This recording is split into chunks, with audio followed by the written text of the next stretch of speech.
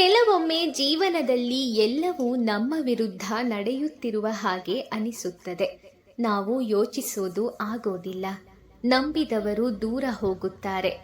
ಕಾಯುತ್ತಿದ್ದ ಅವಕಾಶಗಳು ಕೈ ತಪ್ಪುತ್ತವೆ ಮತ್ತು ಕೊನೆಯಲ್ಲಿ ನಾವು ಒಬ್ಬರೇ ಉಳಿದು ಬಿಡುತ್ತೇವೆ. ಆ ಸಮಯದಲ್ಲಿ ಮನಸ್ಸು ಒಂದು ಪ್ರಶ್ನೆ ಕೇಳತ್ತೆ, ದೇವ್ರೇ, ನನ್ನ ಜೀವನದಲ್ಲಿ ಯಾಕೆ ಇಷ್ಟು ಕಷ್ಟಗಳು ಬರುತ್ತದೆ ಅಂತ. ಆದರೆ ಸ್ನೇಹಿತರೆ, ನೆನಪಿಡಿ, ಒಂದು ಬೀಜವನ್ನ ಮಣ್ಣಿನೊಳಗೆ ಹಾಕಿದಾಗ ಅದು ಹೂತ ತಕ್ಷಣ ಮರವಾಗುತ್ತಾ? ಇಲ್ಲ ಅಲ್ವಾ? ಅದೇ ರೀತಿ ಮೊದಲು ಕತ್ತಲೆಯೊಳಗೆ ಇರುತ್ತೆ, ನಂತರ ಬೆಳಕಿಗೆ ಬರುತ್ತೆ. ಇದೇ ಥರ ನಾವು ಕೂಡ ಜೀವನದಲ್ಲಿ ಬೆಳಿಬೇಕು. ಒಂದು ಚಿಕ್ಕ ಬೀಜ ದೊಡ್ಡ ಮರವಾಗಿ ನಿಂತುಕೊಳ್ಳುವ ಹಾಗೆ ನಾವು ಬೆಳೆದು ತೋರಿಸ್ಬೇಕು. ನಿಮ್ಮ ಜೀವನ ಹೀಗೆ. ಇವತ್ತು ನೀವು ಅನುಭವಿಸ್ತಿರುವಂತಹ ಅಡೆತಡೆಗಳು ನಿಮ್ಮ ಅಂತ್ಯ ಅಂತ ಅಲ್ಲ. ದೇವರು ನಿಮ್ಮನ್ನ ಇನ್ನಷ್ಟು ಬಲಿಷ್ಠರನ್ನಾಗಿಸುವಂತಹ ಸಮಯ ಆಗಿರುತ್ತೆ. ಶ್ರೀ ಕೃಷ್ಣ ಪರಮಾತ್ಮ ಹೇಳ್ತಾನೆ, ಆಗುವುದೆಲ್ಲ ಒಳ್ಳೆಯದಕ್ಕಾಗಿಯೇ. ಈ ಒಂದು ಮಾತು ಕೇಳೋಕೆ ಸಿಂಪಲ್ ಅಂತ ಅನ್ನಿಸ್ಬೋದು, ಆದರೆ ಇದರ ಅರ್ಥ ಜೀವನವನ್ನೇ ಬದಲಾಯಿಸುತ್ತೆ ಅನ್ನೋದನ್ನ ಮೊದಲು ತಿಳಿಬೇಕು. ಇದರ ಅರ್ಥ ನಾವು ಸಂಪೂರ್ಣವಾಗಿ ನೋಡಬೇಕು ಅಂದರೆ, ಕುರುಕ್ಷೇತ್ರ ಯುದ್ಧದಲ್ಲಿ ಅರ್ಜುನನು ಸಂಪೂರ್ಣವಾಗಿ ಸೋತು ಹೋಗಿದ್ದ, ಕಂಗಾಲಾಗಿದ್ದ ತನ್ನೆದುರೇ ತನ್ನ ಸಂಬಂಧಿಕರು, ಅಣ್ಣ, ಸ್ನೇಹಿತರು ಎಲ್ಲರನ್ನೂ ನೋಡಿದಾಗ, ಒಮ್ಮೆಲೆ ಅವರನ್ನೆಲ್ಲ ಶತ್ರುಗಳಂತೆ ನೋಡಿದಾಗ ಅವನ ಹೃದಯ ಒಡೆದು ಹೋಗಿತ್ತು. ಅವನಿಗೆ ಯುದ್ಧ ಕಾಣಿಸಲೇ ಇಲ್ಲ, ನೋವು ಮಾತ್ರ ಕಾಣಿಸುತ್ತಿತ್ತು. ಅವನು ಯೋಚಿಸಿದ, ನನ್ನ ಜೀವನ ಇಲ್ಲೇ ಮುಗಿದು ಹೋಗುತ್ತದೆ ಅಂತ. ಆದರೆ ಅದೇ ಕ್ಷಣ ಅವನ ಜೀವನದ ದೊಡ್ಡ ಟರ್ನಿಂಗ್ ಪಾಯಿಂಟ್ ಆಗಿತ್ತು ಅಲ್ವಾ? ಕೆಲವೊಮ್ಮೆ ದೇವರು ನಿಮ್ಮ ಜೀವನದಲ್ಲೂ ಎಲ್ಲವನ್ನೂ ಕಳೆದು ಹೋಗೋ ಥರ ಮಾಡ್ತಾನೆ. ಯಾಕಂದ್ರೆ ನಿಮಗೆ ಅದಕ್ಕಿಂತ ದೊಡ್ಡದನ್ನ ಕೊಡೋದಕ್ಕೆ ತಯಾರಿ ಮಾಡ್ತಿರ್ತಾನೆ. ಆದ್ರೆ ನಾವು ಏನ್ ಮಾಡ್ತೀವಿ ಗೊತ್ತಾ? ಆ ಸಣ್ಣ ನೋವಿಗೇನೆ ಕುಸಿದು ಬಿಡ್ತೀವಿ. ಒಂದು ಫೇಲ್ಯೂರ್ಗೆ ಹೋಪನ್ನ ಕಳ್ಕೋತೀವಿ. ಒಬ್ಬ ವ್ಯಕ್ತಿ ಬಿಟ್ಟು ಹೋದ್ರೆ ಜೀವನಾನೇ ಮುಗ್ದೋಯ್ತು ಅಂತ ಫೀಲ್ ಮಾಡ್ತೀವಿ. ಆದ್ರೆ ದೇವರು ಮೇಲಿಂದ ಎಲ್ಲವನ್ನ ನೋಡ್ತಾ ಇರ್ತಾನೆ ಅನ್ನೋದನ್ನ ಮರಿಬಾರ್ದು. ನೀವು ಅಳುತ್ತಿರುವ ಜಾಗದಲ್ಲೇ ಅವರು ನಿಮ್ಮ ಒಂದು ಫ್ಯೂಚರನ್ನ ಇಮ್ಯಾಜಿನ್ ಮಾಡ್ತಿರ್ತಾನೆ ಭಗವಂತ. ಅವನು ನಿನ್ನ ಫ್ಯೂಚರನ್ನ ಬಿಲ್ಡ್ ಮಾಡ್ತಾ ಇರ್ತಾನೆ.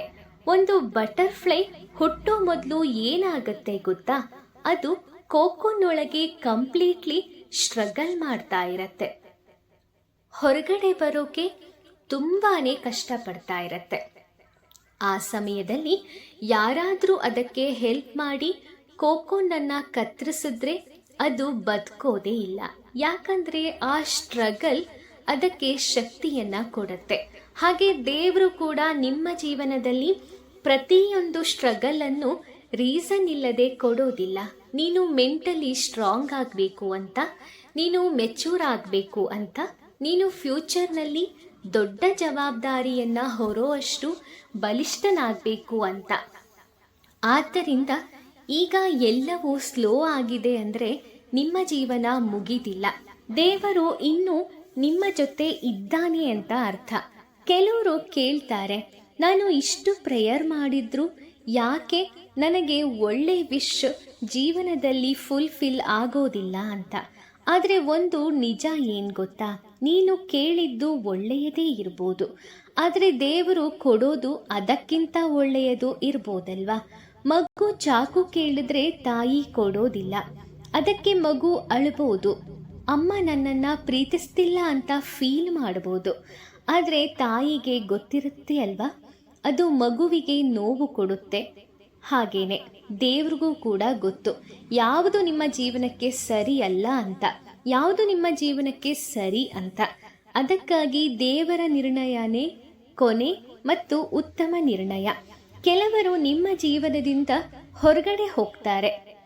ಆ ಸಮಯದಲ್ಲಿ ತುಂಬ ನೋವಾಗತ್ತೆ. ಅವರು ಯಾಕೆ ಹೋದ್ರು, ನಾನೇನು ತಪ್ಪು ಮಾಡಿದೆ, ಈ ಪ್ರಶ್ನೆಗಳು ಕಾಡತ್ತೆ. ಆದರೆ ವರ್ಷಗಳ ನಂತರ ಅದೇ ಜನ ಹೋಗಿದ್ದು ನಿನ್ನ ಬದುಕಿಗೆ ಒಳ್ಳೆಯದಾಯಿತು ಅನ್ನೋದು ಅರ್ಥ ಆಗತ್ತೆ. ಯಾಕಂದ್ರೆ ಎಲ್ಲರೂ ಉಳಿಯೋದಕ್ಕೆ ಬರೋದಿಲ್ಲ, ಕೆಲವರು ಪಾಠ ಕಲಿಸೋದಕ್ಕೆ ಬಂದಿರ್ತಾರೆ. ಕೃಷ್ಣ ಪರಮಾತ್ಮ ಹೇಳ್ತಾರೆ, ನೀನು ಕಳೆದುಕೊಂಡದ್ದು ನಿನ್ನ ಜೀವನಕ್ಕೆ ಅಗತ್ಯವಿರಲಿಲ್ಲ ಅನ್ನೋದರ ಸೂಚನೆಯಾಗಿರುತ್ತೆ. ಒಂದು ಟ್ರೈನ್ ಮಿಸ್ ಆದ್ರೆ ನಾವು ದುಃಖ ಪಡ್ತೀವಿ, ಆದ್ರೆ ಕೆಲವೊಮ್ಮೆ ಅದೇ ಟ್ರೈನ್ ಆಕ್ಸಿಡೆಂಟ್ ಆಗಿರ್ಬೋದು. ನಮಗೆ ಈಗ ಅರ್ಥವಾಗದ ಕೆಲವು ಘಟನೆಗಳು ನಂತರ ನಮ್ಮನ್ನು ಪ್ರೊಟೆಕ್ಟ್ ಮಾಡುತ್ತೆ ಅಂತ ಗೊತ್ತಾಗತ್ತೆ. ಅಂದ್ರೆ ಇದರಿಂದ ನಾವು ಪ್ರೊಟೆಕ್ಟ್ ಆದ್ವಿ ಅನ್ನೋದು ಅರ್ಥ ಆಗತ್ತೆ. ಆದ್ದರಿಂದ ಪ್ರತಿಯೊಂದು ಡಿಲೇಗೆ ಬೇಸರ ಪಡೋದು ಬೇಡ. ಕೆಲವೊಮ್ಮೆ ಡಿಲೇ ಆದರೆ ಡಿನೈನ್ ಅಲ್ಲ, ಅದು ಪ್ರಿಪ್ರೇಷನ್ ಆಗಿರುತ್ತೆ. ದೇವರು ನಿಮ್ಮ ಟೈಮಿಂಗ್ ಅಲ್ಲ, ನಿಮ್ಮ ಫ್ಯೂಚರನ್ನು ನೋಡಿ ಕೆಲಸ ಮಾಡ್ತಾನೆ. ನೀನು ಇಂದು ಕೇಳಿದ್ದು ಈಗ ಸಿಗದೆ ಹೋದರೆ ಬಹುಶಃ ನೀನು ಅದನ್ನು ಹ್ಯಾಂಡಲ್ ಮಾಡಲಾಗದೇ ಇರ್ಬೋದು. ಆದ್ದರಿಂದ ನೀನು ಚಿಂತೆ ಮಾಡಬೇಡ. ಮೊದಲು ನಿನ್ನನ್ನು ನೀನು ತಯಾರಿ ಮಾಡ್ಕೋ. ಒಂದು ಒಡೆದ ಹೃದಯ ಕೂಡ ಬ್ಲೆಸ್ಸಿಂಗ್ ಆಗಿರ್ಬೋದು. ಯಾಕಂದರೆ ಕೆಲವು ನೋವು ಅನುಭವಿಸಿದ ನಂತರವೇ ನಿಮ್ಮ ನಿಜವಾದ ವ್ಯಾಲ್ಯೂ ಅರ್ಥಕೊಳ್ತಾರೆ. ಮೊದಲು ಎಲ್ಲರ ಹಿಂದೆ ಓಡುತ್ತಿದ್ದವರು ನಂತರ ತಮ್ಮ ಕನಸುಗಳ ಹಿಂದೆ ಓಡತೊಡಗ್ತಾರೆ. ಮೊದಲು ಜನರ ಅಪ್ರೂವಲ್ ಬೇಕಾಗಿದ್ದವರು ನಂತರ ಸೆಲ್ಫ್ ರೆಸ್ಪೆಕ್ಟ್ ಕಲಿತಾರೆ. ಇದೇ ಗ್ರೋತ್ ಅಂದ್ರೆ. ಅರ್ಜುನ ಕೂಡ ಮೊದಲಿಗೆ ಕನ್ಫ್ಯೂಷನ್ನಲ್ಲೇ ಇದ್ದ, ಆದರೆ ಅದೇ ಕನ್ಫ್ಯೂಷನ್ ಅವನನ್ನ ಶ್ರೀ ಕೃಷ್ಣ ಪರಮಾತ್ಮನ ಹತ್ತಿರಕ್ಕೆ ತಂದಿತ್ತು. ಕೆಲವೊಮ್ಮೆ ದೇವರು ನಿಮ್ಮನ್ನ ಪರೀಕ್ಷೆ ಮಾಡ್ತಾನೆ, ನಿಮ್ಮ ಹೃದಯನ ಒಡೆದೋಗೋ ಹಾಗೆ ಮಾಡ್ತಾನೆ, ನೀನು ಅವನನ್ನ ಹುಡುಕೋದಕ್ಕೆ. ಮತ್ತು ನೀನು ದೇವರನ್ನ ಹುಡುಕಿದಾಗ ನಿನ್ನೊಳಗಿನ ಶಕ್ತಿಯನ್ನ ನೀನೇ ಕಂಡುಕೊಳ್ತೀಯ. ಇವತ್ತು ನಿನ್ನ ಲೈಫ್ ಸ್ಲೋ ಆಗಿದೆಯಾ? ಎಲ್ಲರೂ ಮುಂದೆ ಹೋಗ್ತಿದ್ದಾರೆ, ನಾನು ಮಾತ್ರ ಹಿಂದೆ ಇದ್ದೀನಿ ಅಂತ ಫೀಲ್ ಆಗ್ತಿದ್ಯಾ? ನೀನು ಮಾತ್ರ ಸ್ಟಕ್ ಆಗಿದ್ದೀನಿ ಅಂತ ಅನ್ನಿಸ್ತಿದ್ಯಾ? ಪರವಾಗಿಲ್ಲ, ಸೂರ್ಯ ಮತ್ತು ಚಂದ್ರ ಇಬ್ಬರೂ ಶೈನ್ ಆಗ್ತಾರೆ, ಆದರೆ ಒಂದೇ ಸಮಯದಲ್ಲಿ ಅಲ್ಲ. ಹೀಗೆ ನಿಮ್ಮ ಸಮಯನೂ ಕೂಡ ಬರುತ್ತೆ, ಆದರೆ ಅದಕ್ಕೆ ಪೇಷನ್ಸ್ ಬೇಕು. ಕೃಷ್ಣ ಪರಮಾತ್ಮ ಹೇಳ್ತಾರೆ, ತಾಳ್ಮೆಯಿಂದ ಇರು. ಯಾಕಂದರೆ ದೇವರು ಲೇಟ್ ಆಗ್ಬೋದು, ಆದರೆ ತಪ್ಪು ಮಾಡೋದಿಲ್ಲ. ನೀನು ಈಗ ಅಳುತ್ತಿರುವ ವಿಷಯಕ್ಕೆ ಒಂದು ದಿನ ದೇವರಿಗೆ ಥ್ಯಾಂಕ್ ಯು ಹೇಳ್ತೀಯ. ಯಾಕಂದರೆ ಆ ನೋವೇ ನಿನ್ನನ್ನು ಇವತ್ತಿನ ಸ್ಟ್ರಾಂಗ್ ಪರ್ಸನ್ ಮಾಡುತ್ತೆ. ಆದ್ದರಿಂದ ಇನ್ನು ಮುಂದೆ ಜೀವನದಲ್ಲಿ ಏನೇ ಆಗಲಿ ಒಂದು ಮಾತು ನೆನಪಿಡು, ಆಗೋದೆಲ್ಲ ಒಳ್ಳೆಯದಕ್ಕೆ. ಇವತ್ತು ಅರ್ಥವಾಗದೇ ಇದ್ರೂ ಒಂದು ದಿನ ಅದು ನಿನಗೆ ಅರ್ಥ ಆಗತ್ತೆ. ಇವತ್ತು ಕತ್ತಲೇ ಇದ್ರೂ ಒಂದು ದಿನ ಬೆಳಕು ಬಂದೇ ಬರುತ್ತೆ. ಇವತ್ತು ದೇವರು ಮೌನವಾಗಿದ್ದಾನೆ ಅನಿಸಿದ್ರೂ ಸರಿಯಾದ ಸಮಯಕ್ಕೆ ಅವನು ನಿಮ್ಮ ಜೀವನಕ್ಕೆ ಮಿರಾಕಲ್ ಆಗಿ ಬರ್ತಾನೆ. ಆದ್ರಿಂದ ಕುಸಿಯೋದು ಬೇಡ, ಹೋಪ್ ಕಳ್ಕೋಬಾರ್ದು. ನಿಮ್ಮ ಹೃದಯವನ್ನ ಬಲವಾಗಿ ಇಟ್ಕೊಳ್ಳಿ. ಯಾಕಂದ್ರೆ ದೇವರು ಇನ್ನೂ ನಿಮ್ಮ ಕಥೆಯನ್ನ ಮುಗಿಸಿಲ್ಲ. ನಿಮ್ಮ ಜೀವನದ ಅಧ್ಯಾಯ ಯಾವಾಗಲೂ ಕೂಡ ನಿರಂತರವಾಗಿರುವಂತೆ ಪರಮಾತ್ಮ ನೋಡಿಕೊಳ್ಳುತ್ತಾನೆ. ಇವತ್ತಿನ ಅಧ್ಯಾಯ ಮುಗೀತು ಅಂದ ಕ್ಷಣ ಜೀವನಾನೇ ಮುಗೀತು ಅಂತ ಅಲ್ಲ. ದೇವರು ನಿಮಗಾಗಿ ಹೊಸದೊಂದು ಅಧ್ಯಾಯ, ಹೊಸದೊಂದು ಪುಟವನ್ನ ನಿಮ್ಮ ಜೀವನದಲ್ಲಿ ತೆರೀತಾನೆ. ಅಲ್ಲಿವರೆಗೂ ತಾಳ್ಮೆಯಿಂದ ಇರೋದನ್ನ ಅಭ್ಯಾಸ ಮಾಡಿಕೊಳ್ಳಿ. ತಾಳ್ಮೆ ಮಾತ್ರನೇ ನಿಮಗೆ ಜೀವನದಲ್ಲಿ ಶಕ್ತಿ ಕೊಡೋದು.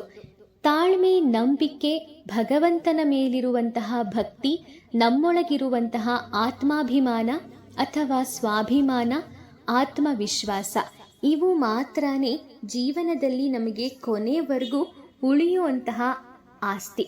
ಹಾಗಾಗಿ ಇದನ್ನ ನಂಬಿ ಯಾರು ಮುಂದೆ ನಡೀತಾರೋ ಅವರು ಗೆದ್ದೇ ಗೆಲ್ತಾರೆ ಅನ್ನೋದೇ ಭಗವದ್ಗೀತೆಯ ಸಾರಾಂಶ.